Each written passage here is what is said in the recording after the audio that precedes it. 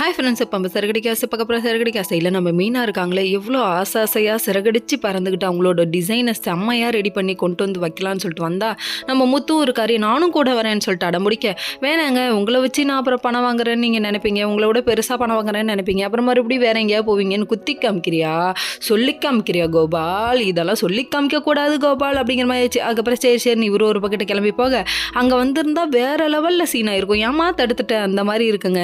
அதுக்கப்புறம் அந்த பூக்கார அம்மா வர, ஐயோ இது முனியாண்டி விலாசு கொத்து புரோட்டா கறி போடுறவன் அம்மா மாதிரியே இருக்கே அப்படிங்கிற மாதிரி ஆயிடுச்சு.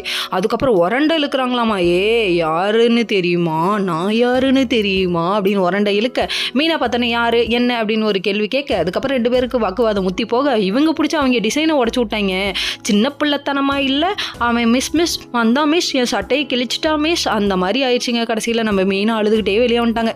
முத்து இருந்திருக்கணும், சீனே வேற மாதிரி இருந்திருக்கும். சரி இதெல்லாம் ஒரு பக்கம் இருக்க, இதை முத்துக்கிட்ட சொன்னால் பிரச்சனையாயிடுமே, அப்படியே ஸ்மூத்தாக போயிட்டாங்க. இது ஒரு பக்கம் இருக்க, நம்ம வளரணும்னு நினைச்சாலும் வளர விடாமல் இருக்கிறதுக்கு பல பேர் பலவிதமாக தடை செய்வாங்க. அதெல்லாம் தாண்டி நீங்கள் ஜெயிச்சு நிற்கணும் மீனா அப்படிங்கிற மாதிரி ஆயிடுச்சு. அதுக்கப்புறம் வீட்டுக்குள்ளே உள்ள பிரச்சனை ஃபஸ்ட்டு சமாளிப்போன்னு வீட்டுக்குள்ளே வந்து ரோகிணிக்காக சப்போர்ட் பண்ணி பேசுனாங்க.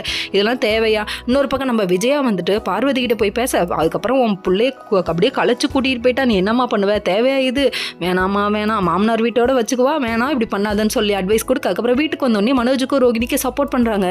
திடீர்னு கட்சி மாறிட்டியேம்மா, எப்படிமா பகல் நீரை பச்சோந்தியை விட நீ மோசமாக இருக்கியம்மா அப்படிங்கிற மாதிரி இருக்குது. நம்ம விஜயாவை பார்க்க நாட்டாம தீர்ப்பை மாற்றி சொல்லுங்கிற மாதிரி இருக்குது முத்துவை பார்க்க. ஓகே.